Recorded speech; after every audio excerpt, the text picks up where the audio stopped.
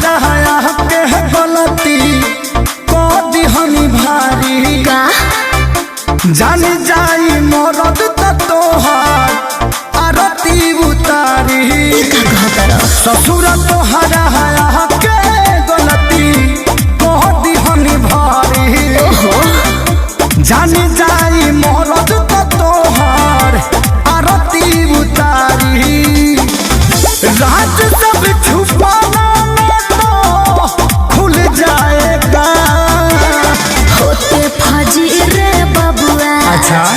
होते फजी रे बबुआ स्कूल जाएगा मर्द पिया कर साला भूल जाएगा मर्द पिया कर सब कुछ भूल जाएगा कहाँ जाना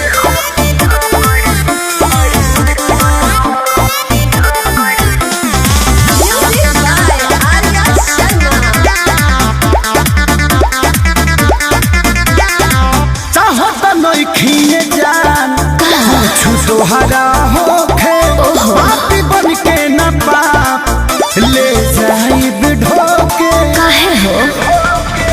झूठ फिक्र करता रहो मजनू हो डरता रहो सफा डाको के बड़ा पाता चली पंखा से झूल जाएगा होते फजी रे बबुआ होते फजी रे बबुआ ऐसा भूल जाएगा मर्द पिया कर साला भूल जाएगा मर्द पिया कर सब कुछ भूल जाएगा पहले देख के शादी ना भई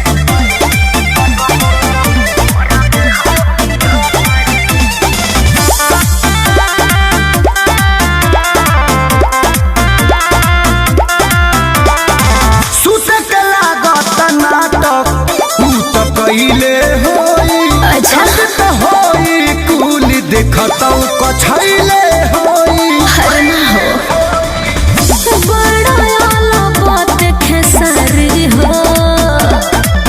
जगते अखिलेश तो देते गरी हो पानी में ढेरा डलबू घुल जाएगा होते फजी रे बबुआ होते फजी रे बबुआ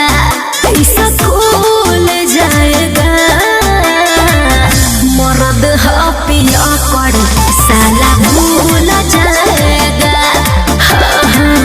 मर्द